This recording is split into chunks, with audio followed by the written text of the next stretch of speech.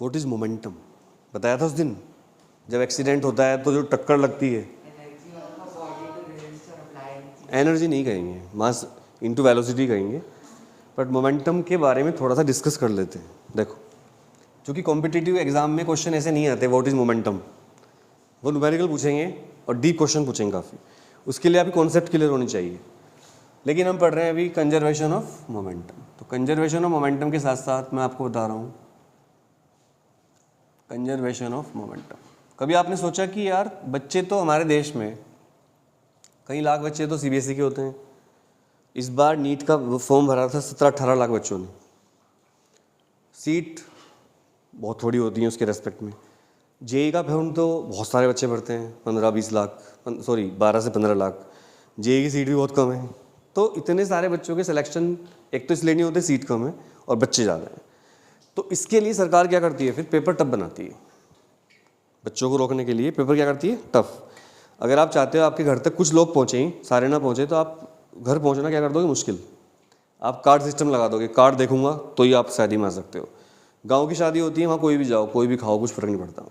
गाँव में शादी होती है, पंडाल लगा होता है सड़क के किनारे, और कोई भी आकर खा सकता है। वहाँ ये नहीं पूछते कार्ड दिखाओ जी, कहाँ से आए हो, कपड़े कैसे हैं, कुछ नहीं। वहीं पर ख़राब कपड़े वाले भी लोग खाते हैं, वहीं पर अच्छे लोग भी खाते हैं। कुछ लोग तो बहुत ही ज़्यादा फटे हाल होते हैं, वो भी खाना खाते हैं वहीं खड़े होकर। गाँव में कोई पूछता ही नहीं है अभी भी। पर शहरों की जो शादियाँ होती हैं 5 स्टार वाली, 3 स्टार वाली, उनमें कार्ड वार्ड चेक होते हैं, गार्ड वार्ड वो खड़े रहते हैं, पूरी चेकिंग होती है। आजकल तो लोग पासवर्ड देते हैं, होटल में बुलाते हैं जब, पासवर्ड होते हैं, कोड बताओ क्या है शादी का, ड्रेस कोड लगते हैं, यही ड्रेस पहन, मतलब उसके लिए ड्रेस बनाओ पहले तो भाई। अब जैसे मैं हूँ, मेरे पास 3-4 टी शर्ट हैं, मैं तो वही पहनता हूँ डेली, तो मैं कहाँ से लाऊंगा ड्रेस शादी में जाता ही नहीं। फिर ड्रेस कोड रखते हैं। 1-2 मेरे दोस्तों ने शादी में बुलाया, भाई ड्रेस कोड है, ब्लैक कोट, भाई मैं नहीं आ रहा। अच्छा यार तू आ जा। तो ये ड्रेस कोड, अब ये बात मैं मोमेंटम के साथ क्यों बोल रहा हूँ? सर आप फिजिक्स पढ़ा रहे हो, शादी में चले जाते हो। हमारे स्कूल के टीचर तो ऐसे नहीं है, वो तो बस पढ़ाते रहते हैं, पढ़ाते ही रहेंगे वो, क्योंकि वो वही पढ़ाने आए हैं बस। स्टाफ रूम में वही चल रहा था पहले उनका बैठे हुए, अगर वो बीच में कुछ और बताएंगे भूल जाएंगे उस चीज़ को जो पढ़ाने आए थे। फंडा क्या है फिर, सिलेक्शन क्यों नहीं होता? सरकार पेपर टफ कर देगी, सरकार पेपर टफ कर देगी, सिलेबस से बाहर थोड़ा ही कर देगी। हम देखेंगे कितना बड़ा पेपर आएगा, हम तो फोड़ेंगे। फोड़ेंगे कैसे? कॉन्सेप्ट क्लियर होगी। देखो, momentum mass into velocity, kinetic energy half mv² होता है नहीं होता है? अगर मैं दोनों साइड में मास से मल्टीप्लाई कर दूं तो प्यारे बच्चों क्या हो, कुछ फर्क पड़ा? आपका कुछ बिगड़ा? आपके घर से लगाया मैंने? नहीं। हाफ ऊपर mv का होल स्क्वायर, नीचे m। अरे अरे आइला, ये तो ये हो गया, तो क्या काइनेटिक एनर्जी क्या हुई? p² upon m। मोमेंटम और काइनेटिक एनर्जी में एक रिलेशन है, इसीलिए मोमेंटम की वजह से, इसीलिए काइनेटिक एनर्जी वाली हर चीज में क्या होता है? मोमेंटम। लेकिन मोमेंटम काइनेटिक एनर्जी नहीं है, अलग है। देखो, एक मच्छर बहुत स्पीड से टकराता है मेरे यहाँ चेस्ट पे, तो मैं उड़ जाऊंगा, गिर जाऊंगा, चोट लग जाएगी मुझे, हड्डी टूट जाएगी मेरी। लेकिन एक साइकिल जो कि मच्छर की स्पीड से बहुत कम स्पीड होती है, मच्छर बहुत स्पीड से उड़ते हैं, अगर मुझसे एक साइकिल टकरा जाए तो मुझे काफ़ी चोट लग सकती है, डेथ भी हो सकती है साइकिल से ही। और बाइक टकराएगी तो और ज़्यादा, बस टकराएगी तो और ज़्यादा, मोमेंटम बढ़ता जा रहा है, उस दिन बताया था। सो अगर कोई आपसे पूछता है what is the relation of kinetic energy and momentum, so you will say k is equal to 2km is equal to p² और p is equal to √2km। कोई डाउट है किसी बच्चे को? है कोई डाउट? अच्छा सुनो, हाँ बेटा। सर यहाँ पे जो आपने kinetic energy is equal to half mv² लिखा है, इसको हम हाफ mv और एक और v को बाहर लेके फिर हम हाँ हाफ mv की दोबारा बोलो सर, मतलब बेसिकली आपने जो m को मल्टीप्लाई किया ऊपर नीचे, अगर आप उसे pv/2 कर दोगे होगा, मतलब नहीं कर सकते। m * v * v कर दोगे, m हाँ, * v p हो जाएगा। अब फिर v वेरिएबल तो रहा, फिर भी फायदा क्या हुआ? वेरिएबल तो रिमूव कर रहे हैं, एक साथ एक ही तो वेरिएबल रखोगे? अरे एक वेरिएबल तो ऑलरेडी है वहाँ और दो यहाँ रख रहे हो, रिलेशन कैसे बनाओगे? रिलेशन तो दो के बीच में होता है हमेशा, तीन के बीच में थोड़ा रिलेशन हो सकता है। तुम दो लड़कियों शादी कर लोगे एक साथ? क्या कह रहा है, एक ही करवा दो सर पहले। बेटा हो जाएगी, इससे परेशान मत, हो जाएगी भाई, चिंता मत करो, वक्त होता है हर चीज़ का बेटा। ठीक है, तो P बराबर क्या है? अच्छा तेरी बात थोड़ी एक्सप्लेन करूँ यहाँ, समझ में आ गई तेरी? आ गई बेटा? तो P बराबर √2km। अब यहाँ पर ध्यान से देखिए, मास तो कांस्टेंट होता है सबका, होता है नहीं होता? Yes sir. 2 क्या होता है? कांस्टेंट, पैदाइशी, पैदाइशी कांस्टेंट है। तो P प्रोपोर्शनल हो गया √ किसके? Kinetic energy. यस और नो? अब एनर्जी आनी चाहिए। Yes sir. तो दो ऑब्जेक्ट्स के लिए P1/P2 = √K1/K2, ये फंड आ गया हमारा। हमने दो ऑब्जेक्ट का मोमेंटम कंपैरिजन कर दिया in terms of kinetic energy, और आपने देखा मोमेंटम और काइनेटिक एनर्जी आपस में प्रोपोर्शनल है, लेकिन काइनेटिक एनर्जी का √ है। मतलब जब आप काइनेटिक एनर्जी को 4 गुना करोगे तो मोमेंटम 2 गुना होगा। मतलब for a given mass kinetic energy बढ़ाना आसान होता है और मोमेंटम बढ़ाना मुश्किल होता है। अले अले अले मेरे बाबू, मेरे बाबू ने थाना थाया, डॉक्टर ने दवाई दी। देखो आपकी समझ में नहीं आया क्योंकि आपने इसमें ध्यान देखो, P प्रोपोर्शनल टू किसके है बेटा? K के। अगर मैं K को रखता हूँ 16 तो P कितने आएगा? 4, और 4 रखता हूँ तो 2, ये बताया था मैंने। ठीक है मेरे बाबू, चलो। लेकिन हम पढ़ रहे थे सर ये तो हमें पता है, लेकिन आपने ये नहीं बताया अब तक, what is the law of conservation momentum. बात तो इसकी शुरू हुई थी, चीटिंग मत करो सर, यही पढ़ाओ। पढ़ाता हूँ। मेरे पास क्या है? 2 बॉल हैं, ध्यान से देखिए। इस बॉल का मास है m1, इस बॉल का मास कितना है? m2। इसकी वेलोसिटी है मान लेते हैं u1, इसकी u2, और इसकी कितनी है? u1। और u1 वेलोसिटी ज़्यादा है किससे? u2 से। तो क्या होगा? ये इधर को जा रही है, ये इधर को जा रही है, दोनों में गैप है। इसकी वेलोसिटी ज़्यादा है, इसकी कम, तो क्या होगा थोड़ी देर बाद? एक्सीडेंट हो गया रब्बा रब्बा, न तूने सिग्नल देखा ना मैंने सिग्नल देखा, टक्कर हो जाएगी दोनों की, क्योंकि इसकी वेलोसिटी क्या है? 4। लेकिन आप अगर सोच रहे हो कि पीछे की वेलोसिटी कम होगी तब भी वो टक्कर मार देगा, मार देगा?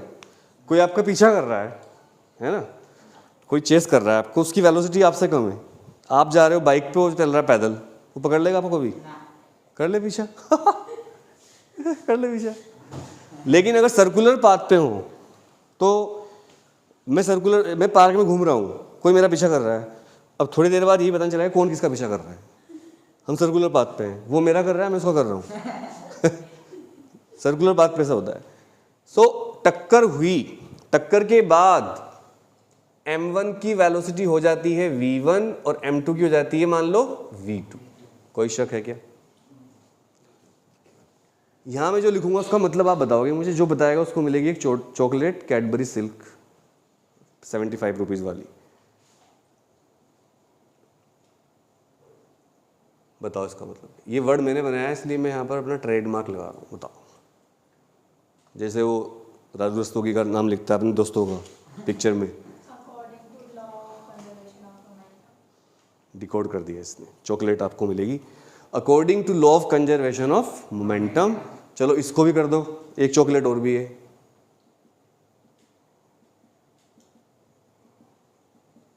बताओ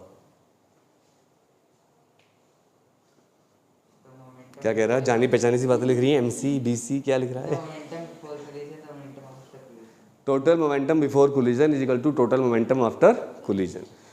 टोटल मोमेंटम बिफोर कोलिजन कितना होगा? टक्कर से पहले इधर है लेफ्ट साइड में, टक्कर के बाद इधर है, इसका मोमेंटम कितना है इस टाइम बताना? m1u1 प्लस इसका कितना है? इज इक्वल टू टक्कर के बाद m1 का कितना है? m1v1, और टक्कर के बाद m2 का कितना है? इसी को बोलते हैं law of conservation of momentum. और P1 plus P2 plus dash dash dash is equal to P1 dash plus P2 dash dash dash dash, note कर लीजिए। So this is the law of conservation of momentum. और एक बात सुनिए, अगर kinetic energy भी conserve हो तो वो मोमेंटम कौन सा होता है, कोलिजन कौन सा होता है? दोबारा सुन लीजिए, हमेशा किसी भी टक्कर में मोमेंटम कंजर्व रहता है, ये बात सच है। बट काइनेटिक एनर्जी केवल स्पेशल टाइप के मोमेंटम में ही कंजर्व रहती है। कौन बताएगा बात, कहाँ होती है काइनेटिक एनर्जी कंजर्व? तुम्हें बताया था मैंने बात, ही आपको बताया था कि काइनेटिक एनर्जी कब कंजर्व रहती, बताइए। सर जब एक बॉडी रखते हैं, नहीं, थोड़ा सा नज़दीक हो, थोड़ा सा बताया था मैंने आपको। मिस एमिटी, नहीं पता किसी को भी? आपको पता है कोलिजन दो तरह के होते हैं, इलास्टिक और नॉन इलास्टिक। अगर कोलिजन परफेक्टली इलास्टिक हो तो फिर काइनेटिक एनर्जी भी क्या रहती है, कंजर्व। तो इफ, यहां लिख लेना, if collision is perfectly elastic then kinetic energy will also be conserved. यानी कि अब मैं क्या लिखूंगा, जरा उसका मतलब बताओ।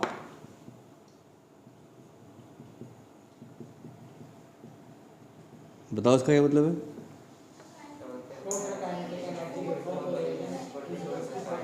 शाबाश। तो इसकी काइनेटिक एनर्जी कितनी होगी?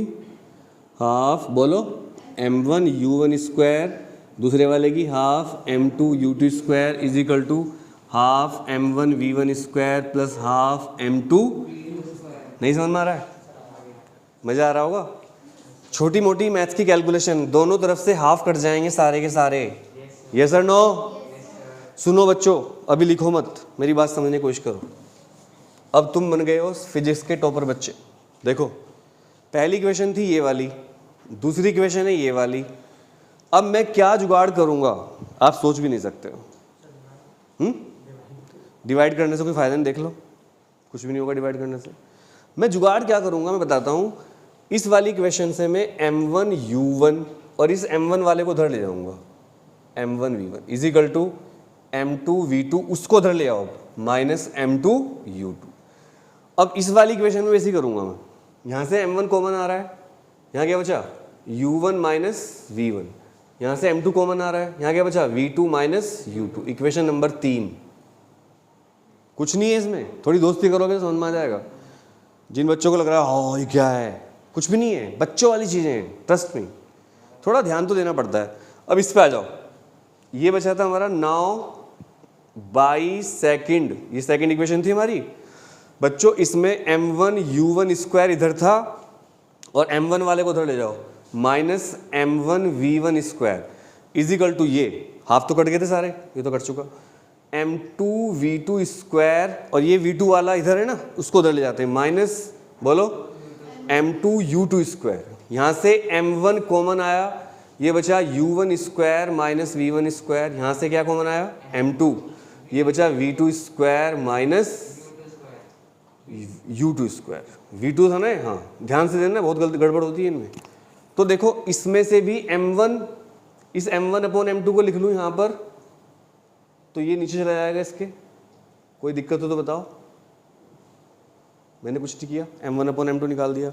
अब इसमें से वैसे करूँगा मैं, m1 upon m2 is equal to v2 square minus u2 square upon u1 square minus v1 square, equation number 4। अब ये भी m1 अपॉन m2 और ये भी m1 upon m2, left hand side बराबर है तो राइट हैंड साइड को भी क्या होना पड़ेगा, बराबर। तो बाई 3 और 4, 3 और 4 को इक्वल करते हैं, चलो करो। तो v2 स्क्वायर, इसको मैं लिख सकता हूँ, इसको v2 प्लस u2 और v2 माइनस u2, कोई दिक्कत नहीं होनी चाहिए आपको। और इसको क्या लिख सकता हूँ मैं, u1 प्लस v1 और u1 minus v1 is equal to m1 upon m2 की ये वाली वैल्यू यहाँ रख दो, तो v2 minus u2 upon u1 minus v1। अब बताओ क्या कटा, u1 minus v1, v2 minus u2। अंत सबका होता है, कोई बचेगा नहीं, v2 plus u2 upon u1 plus v1। इसका ध्यान रखना बस, लिखते हुए गड़बड़ ना हो जाए। u को ऐसे लिखना है और v को ऐसे लिखना है, इज इक्वल टू 1 बचा ना। देखो इतनी बड़ी चीज़ इतनी छोटी रह गई। इंसान कितना बड़ा होता है, बड़े बड़े तगड़े तगड़े बॉडी बिल्डर, और जब डेथ हो जाती है और जला देते हैं इतनी सी राख बचती है, एक पन्नी में आ जाती है इतनी सी। ऐसी ही है। इसके नीचे 1 रखो, क्रॉस मल्टीप्लाई कर दो, क्या आया v2 plus u2 is equal to u1 plus v1। अब आप सोचोगे सर ये क्या चीज़ आ गई, ये बहुत तगड़ी चीज़ आ गई हमारे पास। देखो ये v2 माइनस इधर ले आओ, v1 is equal to u1 minus u2, मोड़ लगा दो। ये चीज़ क्या है पता है क्या है, इसको बोलते हैं velocity of approach, velocity of sorry separation इसको, और u वाली को बोलते हैं वेलोसिटी ऑफ अप्रोच, पीछा करने की स्पीड। यही तो थी भाई, यही तो थी u1 माइनस u2 अप्रोच। और अगर मैं इसको बोल दूं vs और इसको बोल दूं va, तो vs अपॉन va कितना हो रहा है 1, और इसी को बोलते हैं e कोफिशिएंट ऑफ रेस्टिट्यूशन। मतलब परफेक्टली इलास्टिक ऑब्जेक्ट्स में जब कोलिजन होते हैं तो उनका कोफिशिएंट ऑफ रेस्टिट्यूशन कितना होता है 1, और अगर 1 नहीं है तो इलास्टिक कोलिजन नहीं हो रहा है फिर। और अगर आपके एग्जाम में क्वेश्चन आ गया भाइयों बहनों कि प्रूव करिए कि कोफिशिएंट ऑफ रेस्टिट्यूशन 1 होता है परफेक्टली इलास्टिक कोलिजन का, तो आपको ये करना पड़ेगा डेरिवेशन पूरा।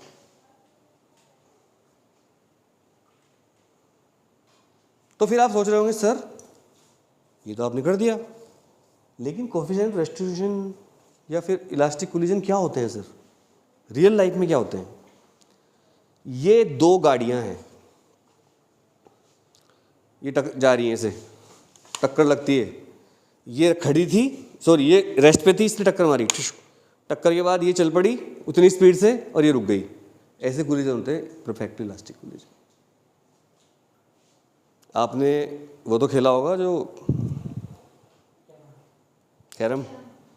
कैरम में वो गिट्टी रखी रहती है, हम मारते हैं गिट्टी से, वो खड़ी थी, हमारी चल रही थी, हमारी रुक जाती है, वो आगे चली जाती है। यस और नो। पाउडर क्यों डालते हैं नीचे, फ्रिक्शन कम करने के लिए, ताकि कोलिजन इलास्टिक होने में हेल्प मिले। और ऐसे एक्सीडेंट होते हैं, ट्रक खड़ा हुआ था, पीछे ने गाड़ी से टक्कर मार दी, ट्रक चल पड़ा, ट्रक ने 1-2 गाड़ी और ठोक दी, गाड़ी वाले इसलिए मरे क्योंकि टक्कर मारी थी उसने, गाड़ी रुक गई टक्कर मार दी और ट्रक चल पड़ा, ढाल पे खड़ा था। और ऐसा नहीं कि खड़े होने वाला केस ही है, अगर टक्कर के बाद वेलोसिटी इंटरचेंज हो जाए, सुनिए मेरी बात ध्यान से, अगर कोलिजन के बाद, टक्कर मतलब कोलिजन, अगर कोलिजन के बाद वेलोसिटी इंटरचेंज हो जाए तो इस तरह के कोलिजन को हम क्या बोलते हैं, परफेक्टली इलास्टिक कोलिजन। पर आपके स्कूल में नहीं करवाएंगे चीज़ें, मुझे पता है। करवा दिया नहीं करवाया, इसे भी नहीं करवाया होगा, देख लो नहीं करवाएंगे, क्योंकि ये एक्चुअल में सिलेबस में नहीं है। यहाँ तक सच बात ये, सीबीएसई ने सिलेबस को लंगड़ा लूला कर दिया, आपके अब 22 कर दिया। सच कह रहा हूँ, मजाक नहीं कर रहा हूँ। कोरोना के टाइम पे किया था ठीक था, अब क्यों कर रहे हो, क्योंकि वो चाहते हैं ठीक है बच्चे आराम से हो जाए, जो मेन चीज़ें थी सब हटा दी। कंपटीशन में बच्चा हो ही नहीं सकता पास इनके बिना, कोई CUT कुछ नहीं निकाल सकते आप जब तक आपको सब चीज़ें नहीं पता हो। सवाल तो यहीं से आते हैं। अब आपको पता था आज तक कि कोफिशिएंट ऑफ रेस्टिट्यूशन क्या होता है, बताया स्कूल वालों ने, कोफिशिएंट ऑफ रेस्टिट्यूशन नहीं बताया। तो मेरे प्यारे बच्चों, स्कूल की पढ़ाई से कंपेयर मत करना, क्योंकि स्कूल में सिलेबस बहुत तेज़ी से चलते हैं, वहाँ पर एक रेस्पॉन्सिबिलिटी वाली बात नहीं होती। मैं भी था स्कूल में, जिस दिन स्कूल में बारिश के मौसम में सबसे कम बच्चे आते हैं उस दिन स्कूल वाले टीचर सबसे ज़्यादा सिलेबस करवा देते हैं। फिर अगले दिन बच्चा जाता है, मैं कम इन आ गए, यस सर 2 चैप्टर हो गए, 2 चैप्टर सिलेबस है ना, सिलेबस साफ। ऐसे ही होता है स्कूल में, नोट कर लीजिए प्लीज़। देखो CBSE ने इसलिए हटाया कि CBSE एक नॉर्मल